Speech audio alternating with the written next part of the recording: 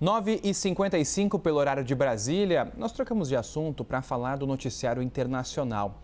Porque a Rússia, preste atenção, lançou o maior ataque aéreo da guerra na Ucrânia, com cerca de 300 drones e 70 mísseis disparados. Para falar sobre isso, a gente vai até Londres com o nosso correspondente na Europa, Américo Martins, que tem mais informações, né, Américo? Porque o presidente Volodymyr Zelensky disse que mais de 30 cidades foram atingidas e pediu para que o Ocidente tenha novas sanções contra a Rússia. Só que essa pressão internacional parece que tem sido incapaz de parar essa guerra. Exatamente, Estevão. Muito bom dia para você e todo mundo que nos acompanha aqui neste domingo. A Rússia está lançando seguidamente muitos ataques aéreos contra os ucranianos, o que mostra duas coisas, Estevão. Em primeiro lugar, uma capacidade dos russos muito maior neste momento de produzir em larga escala mísseis e especialmente drones, inclusive usando uma tecnologia mais avançada que permite que esses drones desviem das baterias antiaéreas dos ucranianos com mais facilidade.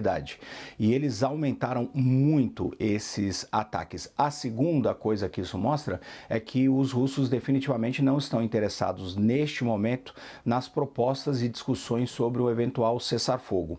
Só essa noite, nas últimas 24 horas, os russos lançaram 298 drones e 69 mísseis contra cidades na Ucrânia.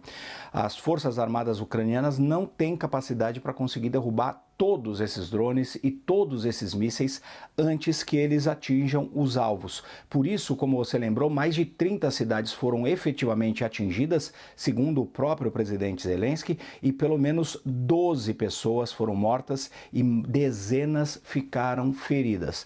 O presidente Volodymyr Zelensky, e isso é importante, Estevão, reagiu com fúria com relação a esses ataques, inclusive pedindo mais pressão sobre os russos, dizendo que o mundo pode entrar num fim de semana de folga, mas a guerra continua, independentemente dos fins de semana e dias da semana. Ele disse que isso não pode ser ignorado, pediu mais sanções de vários países, inclusive dos Estados Unidos, contra a Rússia, para forçar o presidente Vladimir Putin a vir para a mesa de negociações. E ele disse o seguinte, Estevão, isso é a parte muito importante: o silêncio dos Estados Unidos e o silêncio de outros ao redor do mundo apenas encoraja Putin. Então é uma crítica direta do Zelensky à posição dos Estados Unidos e o seu presidente Donald Trump, que não tem, segundo ele, colocado a pressão suficiente sobre o Kremlin para tentar forçar uma negociação diplomática. O resultado são mais ataques russos e ainda mais mortos na Ucrânia. Um tempero naquela relação atribulada entre Zelensky e Trump, né, que teve na Casa Branca, depois o encontro no Vaticano. Mas, Américo, mesmo com a guerra ficando mais intensa, os dois lados concluíram, né, a troca daqueles 1.000 prisioneiros de guerra, isso que foi um acordo feito entre os dois países. Exato, Estevão. Esse foi um ponto positivo. Mas antes de eu dar esses dados, eu queria lembrar que a Ucrânia também vem atacando a Rússia.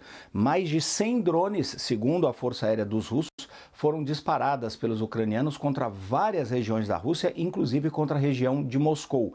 Não temos nenhuma informação sobre mortos ou feridos. A Força Aérea Russa diz que conseguiu derrubar a maior parte desses drones.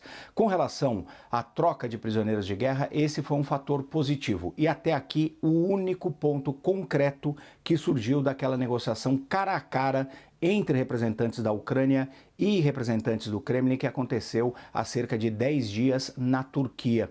A ideia ali é que os dois lados começassem a falar em cessar-fogo, eventualmente começar a discutir critérios para o final da guerra. Nada disso aconteceu, mas eles concordaram, pelo menos, na maior troca de prisioneiros de guerra desde o início do conflito. Então, 1.000 soldados russos foram libertados pelos ucranianos e 1.000 soldados ucranianos libertados pelo Kremlin. Esse processo foi concluído neste domingo. Todos os 1.000 soldados de cada lado estão voltando para suas casas. Isso é importante, em primeiro lugar, porque é um resultado concreto dessa negociação cara a cara, direta entre os dois lados, que vai ser necessária para acabar com essa guerra, e também porque pode criar minimamente que seja, uma espécie de boa vontade entre os dois lados para que novas negociações surjam.